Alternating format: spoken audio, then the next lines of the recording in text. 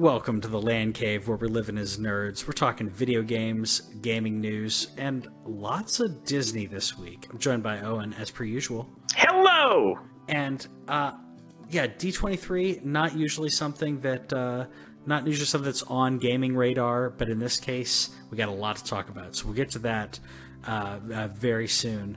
But as we like to start off every every podcast with, what are you playing, Owen?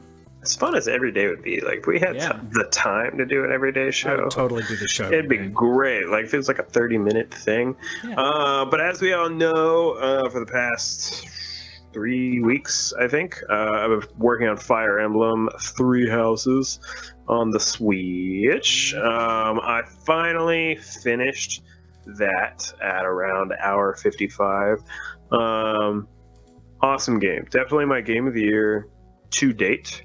I think it has a lot of replay value for those, like, if there's people out there who don't necessarily get as much time to, or not as much time necessarily, but like to buy a game and they want something that they can sink in a lot of hours and get like a real big bang for your buck. There's three different houses, just like the title says, Fire Emblem Three Houses, that you can pick from. They each have their own unique story, and what's cool about it is like you don't necessarily get all the pieces from the other stories, so they kind of encourage you to pick that house, play through that story, and then you can go back through a new game plus and pick the next house. There's even one of the houses that has two possible branching stories, so there's like potentially, if you really wanted to, there's 4 playthroughs in this game. So if you wanted to put the $60 into it, if you like strategy RPGs at all, it's awesome. It has some of the best character development in terms of your like party that I've seen in quite some time. Like, each character, you can build relationships with those characters, not only with you but with each other, with how they like talk in battle, and you can like do things. So that was a lot of fun. A great game. I wish I had time to play the other branches, but then I looked at the lineup for the next 2 months, and Owen's gonna be buying some games, which we'll be talking about next week. We'll fall preview next week, because there's just so much. We were thinking about doing it this week, but wow. And then I decided to pick up Erica. Yeah, so I picked up Erica as well. I didn't get through. We were kind of exhausted, so I didn't get through a playthrough yet. Did you get through a single playthrough of this yet? I did. So it takes about 2 hours. Okay. It's $9.99 on PlayStation. If anybody's curious, it's if you did the Vander. Is it Vander? Or is it Bander? Is it a B or V? Bandersnatch. Yeah. So if you played Bandersnatch on Netflix, it's a lot like that. It's live action. No animation really whatsoever, other than like sometimes where you see like the pulling. But even then, they do it where it's not animated. Like, it's everything is live action, so that, like, I don't know if you saw the download for the game, but it's like 60 gigabytes. I was shocked to like it didn't surprise me after I started thinking about how large video files are, but initially, whenever you're thinking about a 2-hour game, you're like, oh, this is gonna be like 5 gigs, if that. No, yeah. It's 60. It's giant, but at the same time, with the amount of branching storylines and everything, it makes sense. It makes sense for it to be that large. I got to play about halfway through it, but and some of the movement, I think it's just the way that they filmed it. Some of the actions as you're moving something almost looked like stop motion, and I think that's only because the object will move however fast you move, it. So I think that maybe that's why. Because if I did it a little bit slower, it almost looked like stop motion. Are you doing the controller on this, or are you using the phone? No, I absolutely do the phone. Like, they pop up a thing at the beginning. There's a free app that you can download on iOS and Android. So you can also use your PlayStation 4 touchpad. But once I saw like how much you're interacting with it, like, it was so much better. Especially like, I got one of those like pop sockets on the phone now. So I just put the phone, like, just easy, like, or my thumb was just randomly doing it, and it really just became like, it really helped the interaction, because I was watching, and then it would have something where, like, it was obvious that you're about to be able to move, and my thumb would already be moving before the instructions on the screen, like look around. And if you notice, it doesn't tell you to look around if you already start looking around. It's cool. Yeah, it's really cool. I will say that it's more interactive than Bandersnatch. It's more branching than Bandersnatch. I don't know if the endings are as vast because it's a very different animal. But I really loved the storytelling and I felt the protagonist is very apprehensive, and at first it was kind of annoying because I'm like I wanted a different to be able to choose for her to act differently. You can choose what she does, but her persona, her feeling of going through the situations is very apprehensive and very on guard. But that really helps those situations where you're waiting to make a decision. It kind of makes sense for her to be in that kind of mode. But yeah, I'd love to see more of this though. Yeah, I think it was really well acted. I honestly didn't care for the story very much. I don't think it was like the best story. No. But it also could just be that for anybody who knows me, I'm not it's not horror. Mm-hmm. It's like it's kind of like, it is what it's called. It's called Erica, an interactive thriller. It's definitely a thriller. Yeah, it's a thriller. It's a creepy thriller. And so there's a lot of little things in there. There's like things to do with like blood and stuff. And while I'm not like opposed to it, I don't anything where it starts getting ritualistic and all that stuff, I just don't like those images very much. So that could have played into my opinion, but then just as a concept piece for this game, I love it. Like I want like a noir detectives game. I think a lot of like you could do a lot of like things with like cop stories alone. Oh yeah. In this, I think would be really cool. I think that there's an opportunity. If you're a big like Life is Strange fan like I am, I think that there's a lot of things that you could do like high school related or like college related, where you could play any number of different things, mystery, like even just like some kind of drama that you wanted to play through. It's $9.99. I highly recommend it for that price point. It's great. Again, you could play it once for 2 hours, or there's definitely several playthroughs worth of like trophies and paths and choices that you can make that I am almost positive I didn't look it up, but from what I played through it, I can easily see there being 3 or 4 possible endings. Yeah. And not as I would say this one is, I feel like, is a little creepier than Bandersnatch, but to each its own. D23 was this past week, like we were mentioning, and there's a lot of stuff that came out. Actually, hold on. Let's talk about a little bit of gaming news before that. Yeah. I'm jumping the gun. Telltale is not necessarily fully being revived, but has been purchased. The Telltale IPs have been purchased, intellectual properties have been purchased by 2 people who did not work for Telltale, but they want to bring back Telltale games. They see the value in what Telltale was doing, and it's kind of a ray of sunshine because I've got sunshine. Sorry. It's all right. And while this isn't a full-on revitalization of Telltale, I think it gives hope for games like Wolf Among Us and others to possibly have a second life. No pun intended. We got the announcement for the Disney Classic Games collection. It's 2 games. It's Aladdin and Lion King were announced, so pretty excited about that. These are the Genesis versions, meaning they're the superior versions. You guys can fight me on that. But we do get that everywhere, PlayStation and the Switch, which we always have to go with. Excited about that. I'm probably going to get it. Lion King is one that is ridiculously hard and even me, a Dark Souls player, finds it very frustrating, so I'll probably play more Aladdin on this one. Moving over to D23. Disney having their big celebration, their big convention. Usually we don't cover stuff about D23 because they don't usually go into so much that we care about. I care about it because I go to the parks a lot. But in regards to nerd culture, it usually doesn't have as much crossover. It's having more crossover this year than ever before. Go ahead and get some Disney-fied stuff done first.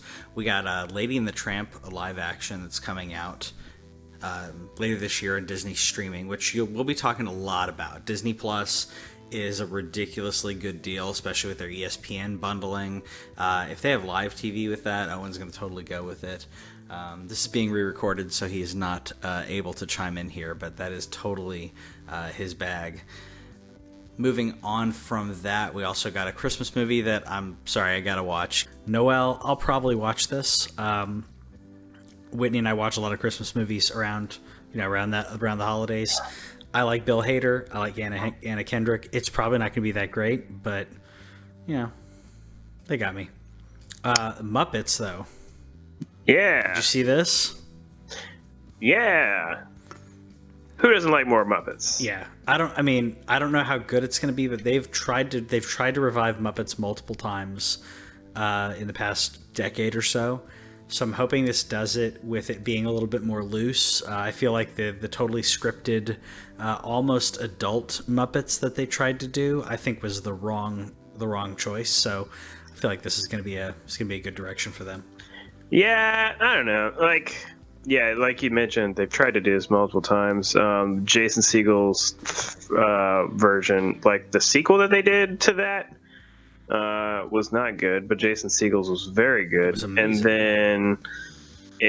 then once again, it kind of fell off the map. I don't know. I just don't know. Like, I'm not saying Muppets should die or anything like that. It's just that it feels like it's being left behind more and more, kind of like they mentioned in Jason Segel's version. Like I feel like that was more of like played to adults, like, hey, you remember that you love us, right? But I don't know, maybe kids just don't get it. It's the same thing with like how like my wife didn't even know that Sesame Street's now on HBO, and she's like, how is that possible? Like, it's HBO. And I was like, I don't know, HBO chose to save it, I guess. Because maybe PBS didn't want it anymore. I'm not really sure. They're getting funding gutted the past 2 years, so yeah. And so I don't know. Hopefully it's cool. Like, I mean, no matter what, anything that's, as we get further into this, Disney Plus's value is like, you're just going to see it climb as we continue to talk through this news. Yeah. So I'm gonna jump ahead. With my I'm talking to myself on this, but speaking of Disney Plus, kind of rattle through these pretty quick. Sure. But we got news. We already knew about Loki, right? We already knew about WandaVision. Yeah. And we already knew about Falcon and the Winter Soldier. Yeah. All good stuff. We also knew about the What If, and we got a little bit of the cast of that, by the way. It looks like a ton of people, big name people who are down with this. So I'm pretty happy about that. We didn't know about, but we now know about She-Hulk. Yeah, and awesome. Moon Knight and Miss Marvel, Kamala Khan. I mean, that's all Disney streaming. Now that's all the way up through like 2022. So yeah, plenty of time, but that shows like how Disney and Marvel are playing the long game. They've been playing the long game, and they even said in an interview, I can't remember who it was that said it, but he was saying that they don't plan on making a profit from Disney streaming for 5 years. Well, yeah, especially not with how they're putting it on sale either. Yeah, they're putting on a crazy good sale. They want everyone to get it. And they're putting up really good quality programming at quality versus quantity instead of quantity. Where Netflix is just putting everything on there, and there's some good stuff too, but they want everything to be good quality. Mandalorian looks amazing, and yeah, I mean, I feel like everything that they're putting through is going to be good quality, and I like the tightening up of like just doing 6 or 8 episodes. I think that's really smart. Yeah, I think that this is a cool character choice. I think The one that's kind of surprising is Moon Knight, just because Moon Knight's not as well known, but Moon Knight's really cool. Yeah. I'm really curious to see how they do She-Hulk, because in the comics, She-Hulk is related to Hulk. Mm-hmm. Like, she gets shot, I believe, and Bruce Banner saves her. Mm-hmm. And so I'm wondering if, like, are we going to see Mark Ruffalo for an episode? Are they going to make them related that way? Miss Marvel is super intriguing because it's not the Miss Marvel everybody knows, because that Miss Marvel is Captain Marvel, and that character has changed quite a bit. This is a teenage girl, I believe the first Muslim superhero in Marvel, but I could be like, don't put it like that. But she's one of the most well known. Her character came out recently. Yeah. If not first, one of the really prominent in up in front, and it's an important part of her character as well. Yeah, and I'm going to save some of the Mandalorian talk for her, because we're going to definitely talk some more Star Wars. But really cool. There was some other stuff that I saw in there where, like, it doesn't apply to me. Like, I do really think that it's interesting that Hilary Duff's coming back to reboot Lizzie McGuire as an adult. It really makes me think of, like, Full House, like Fuller House on Netflix. So I'm wondering, like, how that's going to go.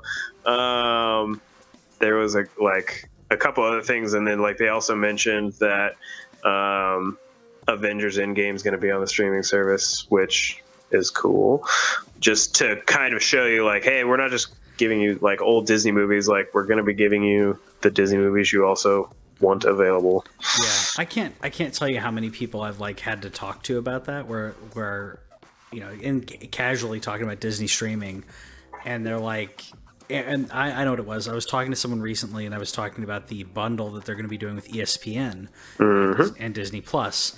And the person's response was, "Oh, that'll get the men to buy it because otherwise, why would you buy it?" And I'm like, Star Wars, Marvel. I mean, not only Disney classic stuff, but there's so much Pixar. He's like, "Oh yeah, is that going to be on there?" Yeah. I don't think it's going to be all of the most recent stuff, but I think they're going to put a bunch of recent movies on there. I think there's going to be like a grace period, kind of like Netflix does, because they still want people to buy digitally or physically. They still want people to buy the product, I think. Yeah, and I think that a lot of people don't realize that in, like, the Disney giant conglomerate that there is, but they own ESPN. If people weren't aware, they also own Hulu. So they've already announced a package with the basic Hulu, you can get basic Hulu, ESPN Plus, and Disney Plus for, I think, $15. That's not even. They haven't announced it yet. I'm pretty sure it's going to happen, but I bet there's going to be a live TV package as well. For, yeah. Like, give me that, like, $60 Hulu plus live TV plus Disney plus ESPN plus, and I'm already probably going to be on Hulu plus live TV anyway, because they have My Sports, and Sling recently dropped them, but I'm holding off on doing it because I want that package to get announced. So for now, I'm probably just going to be, like, getting the Disney Plus thing, but that they own everything. Yeah, they really do. Jesse's asking to turn the mic volume up. I'm assuming on Owen. I'll try to do that. So let me know if it's a little better now. He's talking to you. Talking to me? What? Jesse's my friend, so whenever he's saying your buddy, he means Jesse, you. I thought you were my friend. He can be your friend. Yeah, that's true. Hopefully that evens it out a little bit more. Thank you for the feedback, by the way. Like I said, moving and all this, trying to make sure everything is a little better for everybody, and we always appreciate the feedback.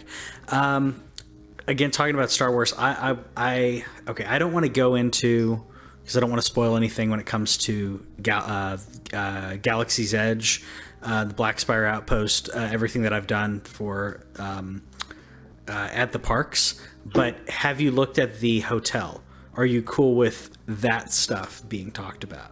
Well, yeah, like I think you saw me. I posted that on my feed. So. I did, but I'm just making sure. Like, I didn't know how guarded you were going to be about the hotel stuff. The hotel's not even completely out yet, so there's just minor details out about it. So yes, I was going to start with the hotel because holy dang. Yeah, so the idea behind this, and Whitney and I've kind of dug into this even more, but the idea is that you're on a galactic cruise ship, and it looks beautiful. They want it to be completely immersive. There are no windows when you are in there. Everything is going to be like an LED screen, so you're going to look as if you are in this cruise ship flying around as part of the Star Wars universe, not actually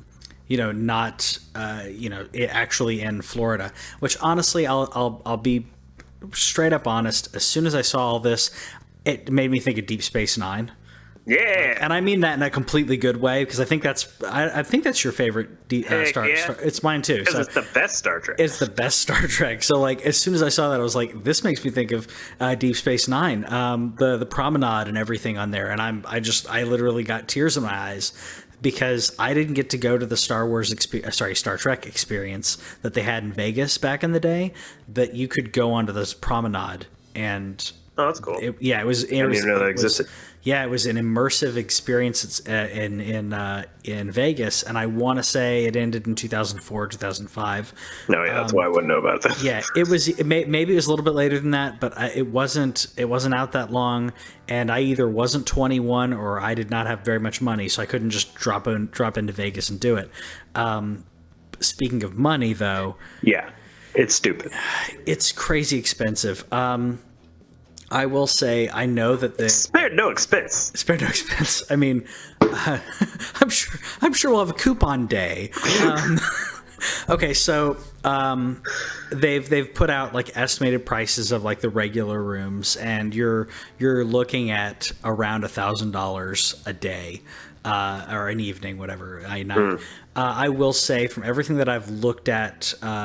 They're trying to make it so it's not a hotel that you just stay at. No. Like at night, it's a like experience. You're just going to be there for like 2 or 3 days, and you're going to experience everything there for 2 or 3 days as if you were on a cruise ship. You're not really. You can get off, but the idea is that you're supposed to stay there and you're supposed to experience everything, to the point that their transport from their buses. So this is an interior of the bus connecting to the hotel. It literally connects as if it's a connection to a plane, where your bus will connect to the hotel, and you won't know. I mean, you'll know because you'll know how it's done. You know, the magic trick is being revealed here, but the idea is that you are in like a little shuttle. And then you dock at the hotel at the cruise ship, and I'm assuming that the screens inside look like you are coming up to the cruise ship. That's just amazingly immersive. It's as close to in our lifetime. I think this is as close as you would get to something. To actually doing something like this and having a galactic cruise ship. We're not going to have that in our time. I'd love to have Mars to be. I think we're going to be on Mars within our lifetime, but we're not going to have anything like this in our lifetime. We're not going to have a Deep Space Nine promenade.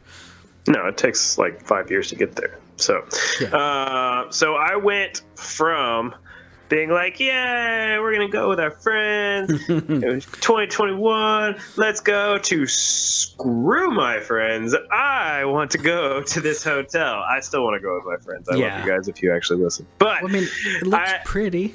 I don't like, I am fully prepared to abandon them for 3 days. So the thing about that he didn't mention, so he mentioned $1,000 a night. There is no one night stay at this experience. They said that I believe it's a minimum 2 or 3. Yeah. I don't know if that's actually been decided yet, but they have straight up said you can't stay here for one night. So, and I imagine that makes sense just from a perspective of like getting there at a certain time, like getting all settled in. Like if you were just there for one night, you probably wouldn't really experience anything. So it's probably like, even though it's $1,000 per night, you would probably be wasting $1,000 if you're there for only a day. But yeah, I went totally from like, we're gonna like room with our friends and do all that stuff, where like I want 3 nights to my family's self because I'm willing to pay for this more than likely I'm willing to. Like, I already asked her. She didn't say no right away. She liked it. I was like, cool. That's the step in the right direction. Like, I'm already saving up for this trip that is now like a year and a half away. Yeah. To me, it's a once in a lifetime experience. I'm not going to go do that repeatedly. I feel like I'm gonna. I mean, I'm saying that as a guy who goes to Disney 12 plus, maybe 15 times a year. So yeah. Yeah. So, and like I'm not a guy who goes to Disney ever. I've been once. I don't remember it. But this is, and as we'll continue to talk about more things Star Wars, this is my favorite franchise in the world.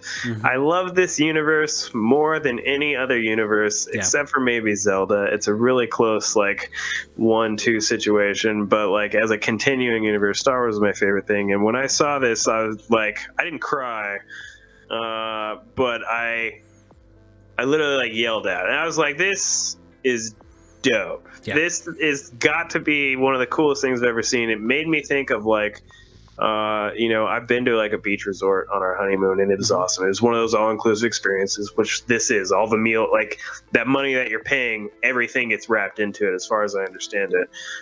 There might be like, who knows? It's Disney, so they might try and nickel and dimes and stuff, but meals are included, and I think there's experiences that are included. So it made me think of the same thing as like a beach resort, where like once you got onto the resort, you're not expected to pay any more money. You're there, you're in. You just experience things. You can pay extra for stuff. You can pay extra for that massage or whatever. I'm sure that there's stuff like that where like excursions, as they call them. I want it. I want it. I want to be inside of it right now. They're totally going to be doing like extra packages. They're totally going to be doing some type of excursions. And you know what? They should call it an excursion, because that's what they call it on a cruise ship. This is honestly when I looked at it, I thought of the Disney cruise ships and everything when I saw this, because if they're having everything all inclusive, if they're having activities, you have an itinerary, they need to have an itinerary that like is given to everyone, because that's what you do on a cruise ship. That's what it should be digital though, because it's Star Wars. Unfortunately, they'll probably still have paper stuff. Disney still does that, but I would love to see them go paperless with this hotel, where it's like, oh, do you want that information? Go to the nearest holo screen, and then you go up to like a little panel, and like and like be like, this is what I want. Anything with money, like, would you like to charge credits, like, because that's the currency in Star Wars? Like, it'd be something where you charge it to your room. Like, I don't want to carry around that stuff. Like, I'm already gonna have to carry around a kid that is not gonna remember it. Well, at Disney though, I will say that if you stay there, they give you magic bands, little bracelets. So everything charges there, which is crazy smart, because since you are not pulling out your credit card, and since you're not pulling out your wallet and you're just scanning the band, people don't realize how much they spend there. It creates that separation from the actual money. Because if you have to pull out your wallet every time, you have that connection of, oh, this is real, this is money. You do it with a magic band, it feels like nothing. Feels like magic. Yeah, it feels like magic. It's good stuff. Magic. Speaking of magic, we can just keep going with Star Wars. I think we're good. Yeah, we do. You were talking about Star Wars being one of your favorite things. I would say it's my favorite, and it wins against Zelda because of the amount of not only because of the multi. What's wrong with me? It's not just a video game. It's not just a movie. It's not just it's a universe. It's a universe, and Clone Wars is coming back. Yeah, I know you're excited about that. A girl Ahsoka, baby. Yeah. So I talked to you about this in polos and everything. So we're gonna watch those, and we're gonna watch Rebels and get caught up. I'm hoping to do it before Episode 9. I don't know if it's gonna happen, but you only got 3 months. I only got 3 months. You can binge. There's a possibility. It may not happen after. They're only like 22-minute episodes. Yeah, but the Episode 9 trailer dropped, by the way, and.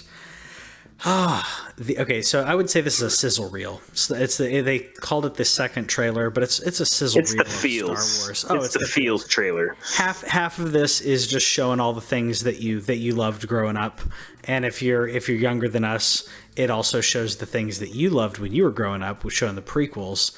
which I think was smart. They didn't shy away from prequels. They're like, look, this is all part of it, and they showed the good stuff from the prequels. And what everyone's talking about on this, though, is the very end. Let me see if I can zip over here. By the way, I love that battle going on in the water, but this shot at the very end is what everyone's talking about. Come on. I don't want to skip it. This shot is what everybody's talking about. Yeah. And it's already a very good gift, too. It's a great gift. There's one. Did you see the Swiss Army knife? Yeah. Yeah, that's what I'm talking about. Yeah. So we could talk about speculation of everything. Go watch some other channel if you want to talk speculation on that. Because we'll probably get there closer to it. Yeah, I mean, I think we can talk speculation, but I feel like everyone's trying to do prediction videos right now, and everyone's trying to be right. I don't care. I want to enjoy it.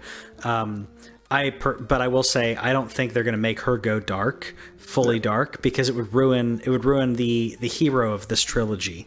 I don't think they'll do that. Well, they also need to stop talking. Like, there's a lot of people like, she's a Jedi. I'm like, she's not a Jedi. She's not a Jedi. Jedi don't exist anymore. That's the whole point. I will say it, like, in terms of making fun of that lightsaber. That lightsaber is in the animated series. Is it Rebels, or is it I think I'm pretty sure it's Rebels. Yeah. But I can't remember now, to be honest. They mix them up sometimes. Yeah. But so there is precedent for that lightsaber to exist. Yeah. It does look a little weird in live action. And I understand why, like, people are kind of like, that lightsaber kind of sucks, but it does exist. Like, it looks cool-ish whenever it's like folded up. But yeah, again, we're not going too much into speculation on this trailer. I was so happy with this trailer. I think the 1 minute of feels is good. I think not showing too much is also a good idea. I don't think they need to, like, overcommit. There will probably be a final trailer in maybe November or December. Yeah. I don't think this is the final one. It'll be Thanksgiving or so. Yeah, that's probably a good time for it, like during the football games.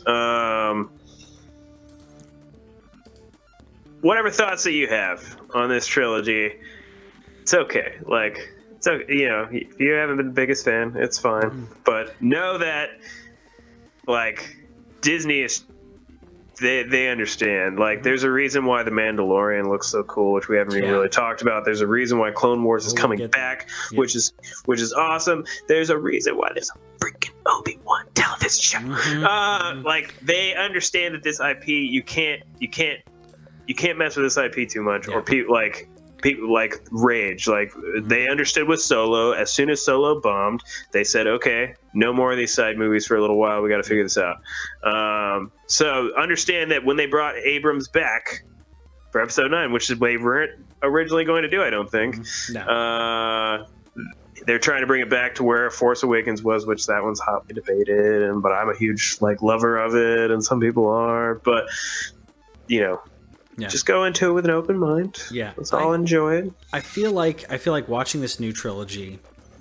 Other than I agree with you on the Force Awakens. I feel like the Force Awakens was supposed to be a palate cleanser, and then I feel like one of the wheels came off during Last Jedi.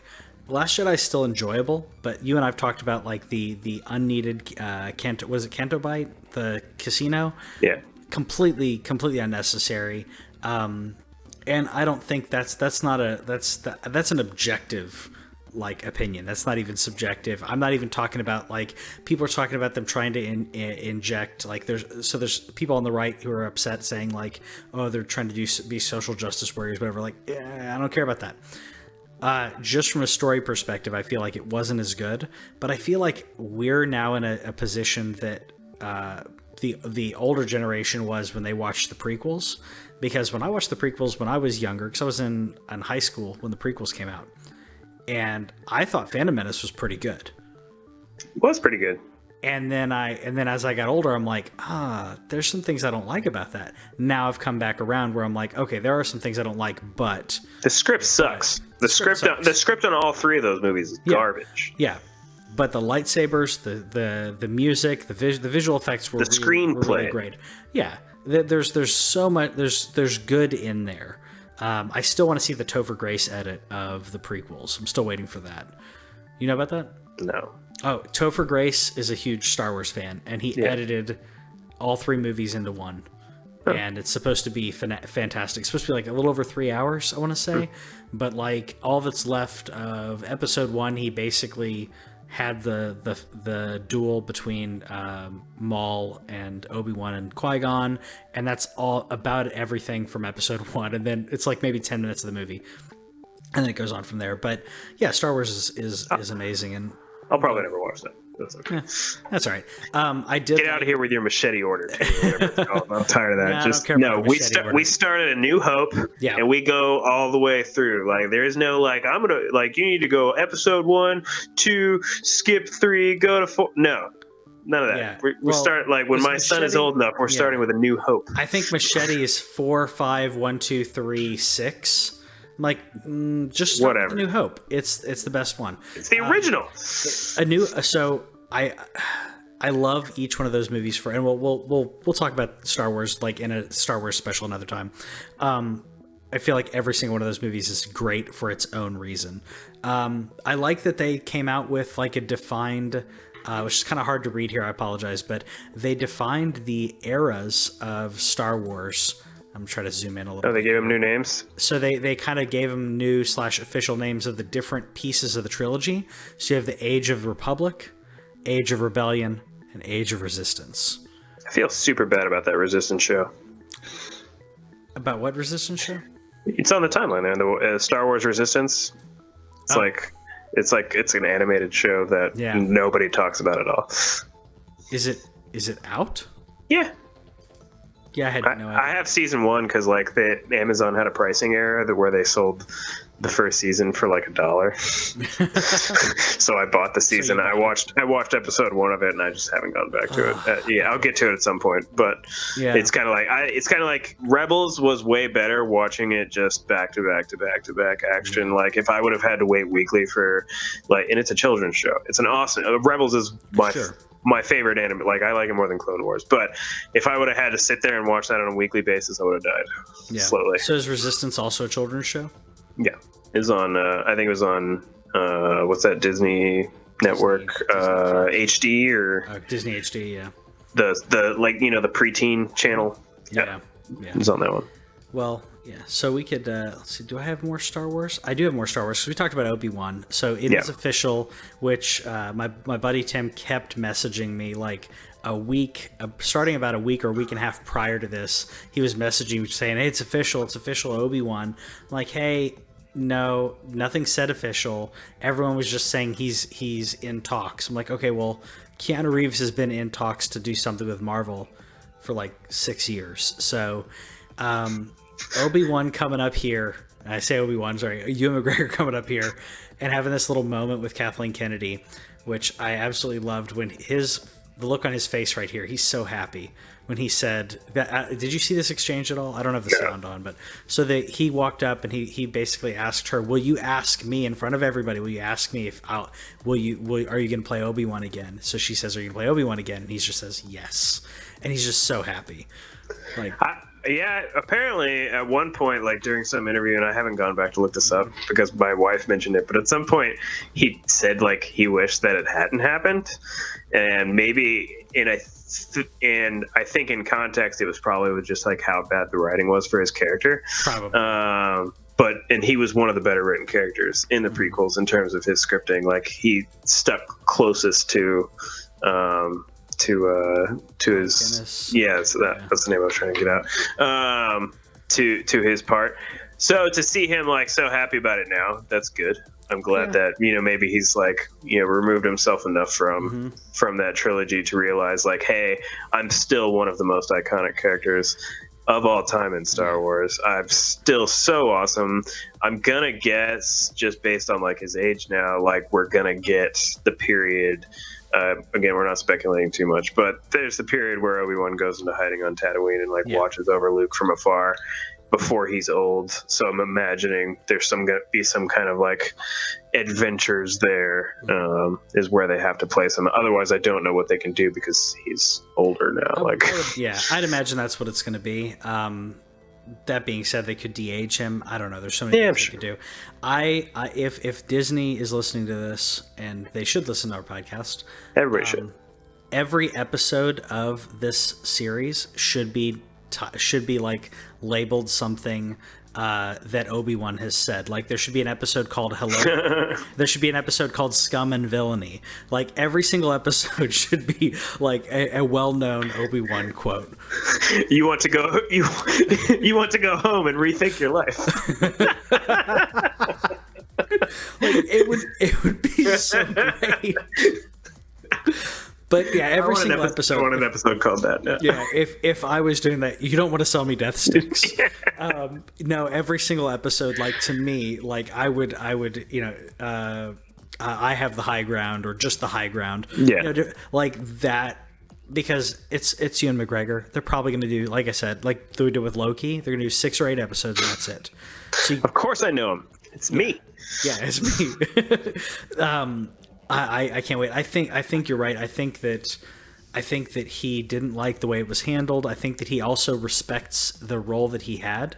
It's not like he was done poorly, like, Qui-Gon. Qui-Gon was one of, like, I feel like that was the biggest disservice to Liam Neeson.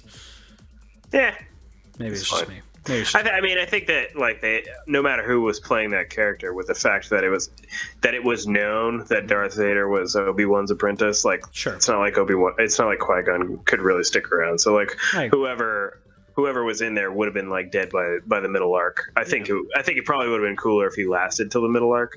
Yeah. Or if it was just Obi-Wan. I mean, like, do you need Qui-Gon? Like, he could have just already been a knight, and I don't know. Yeah. I don't know. We can at some point, whenever we actually start doing side podcasts and, like, things where we talk about things, I'm sure we could do a, like, movie by movie conversation, which would be actually really fun. Yeah, we got one more thing, though, is The Mandalorian, because I wanted to talk about this before. You mentioned it briefly, but I think this trailer alone showed me that they're taking Star Wars in the direction that it should go, which is honoring the core of Star Wars, honoring the lore, honoring the tone and feel of Star Wars. Because this felt like like some of the novels and video games that we've been playing. It felt like it just came to life, like, in a way that we've never seen. And it proves, which apparently behind the scenes they'd argued for years, it proves you don't have to have a bunch of Jedi to make Star Wars work. You don't. There's so much in Star Wars, in the universe, that this is going to be an amazing series, even without lightsaber battles. Well, in some cases, Jedi even kill potential situation. Like, I don't know if you ever played Star Wars Galaxies. Mm-hmm. Yeah. But, like, it was awesome until the Jedi got there. And then, like, getting the Jedi character, it was, like, such a huge grind. Yeah. And they made it really hard to obtain. It was random, too. But then once everybody, like, started being Jedi, the game became no fun. Yeah. I know that really doesn't matter at all, but it's just like that thing of, like, as much as I love the Jedi, and they're absolutely, like, my favorite class of hero ever. I love the Jedi Order. Cannot wait for Fallen Order. But there's so much to this universe. Like, there's so much going on all the time. Like, people don't realize, whenever we're talking about the Jedi, even when they existed, which, in this case, like, they're not really going to be around, even when they existed, there was still only, like, a few thousand knights. Like, it wasn't anything where they just, like, ruled over the galaxy. For the most part, they just kind of stuck to Coruscant, and then every time somebody, like, hey, we could really use, like, an arbitrator or something, they would send, like, a lone guy. Mm-hmm. And so there's all this stuff going on. This trailer is crazy. The only thing that I wish I just wish that I wish that I had any idea, like, what to really, like, expect out of the main character. Yeah. Because other than him being, and again, we don't normally cuss on this show, a badass. Yeah. Other than him being that, I don't really know what his purpose is, and I wouldn't mind knowing a little bit about him. Mm-hmm. But man, do they know how to cut a trailer! Like, they do. This trailer is a 10. Like, if you're grading a show just based on the trailer, this trailer is an absolute 10. It is awesome. Like, you can't walk away from that trailer and not be like, let's go. I also liked that they didn't show him without the mask during the trailer. I don't know if we're going to see him without the mask. I don't know if it's going to be Judge Dredd. I imagine. I don't think it's going to be like Judge Dredd where he has the mask on the whole time. But the main character is Pedro Pascal, who you guys will know from Game of Thrones as the Viper. So yeah, the cast is great. This is Jon Favreau, who has done amazing work. Iron Man 1, baby.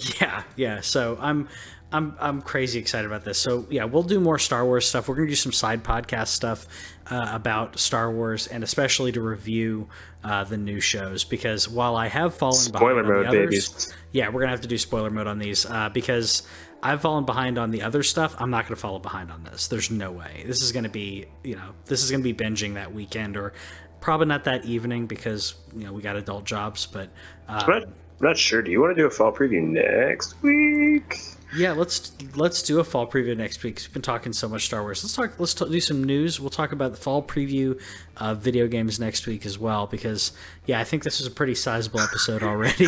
You've seen what happens when me and Patrick start talking Star Wars. Yeah. Which means that we should be able to fill ample time talking about Star Wars. So let us know in the comments if we start talking Star Wars. And don't worry, we're gonna do The Mandalorian, we'll do Obi-Wan, we'll do reviews of those shows.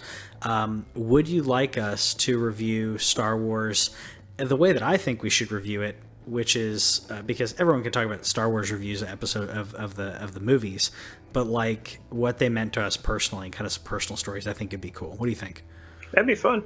Yeah, I'm willing to, like, there's very few things that Owen will not talk about if Star Wars is attached to them. I have a very, like, things that most people don't know about me in terms of, like, what even, like, Jedi Knight 2 like, means to me, what Shadows of the Empire means to me, like, very, like, oh my goodness. Like, so, yeah, absolutely, I'm willing to, I hope you're pasting that somewhere else. I was about to sorry, Patrick's busy with our live document, and I was like, hey, I wrote all that down. I was going to another document, don't worry. Yeah, so anyways, let us know in the comments what you think about Star Wars, because you love Star Wars. Nobody rant about how they feel about the new trilogy. Tell us what your favorite Star Wars movie was, or do you prefer Clone Wars? Do you like the OG Clone Wars cartoon by the guy that did Samurai Jack? What do you think? My wife's a huge fan of it. She likes it more than the newer Clone Wars.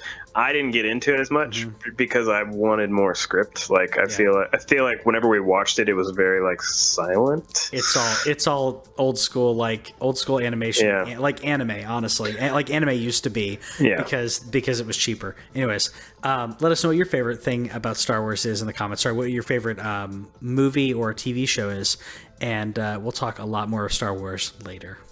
Bye. Okay, bye.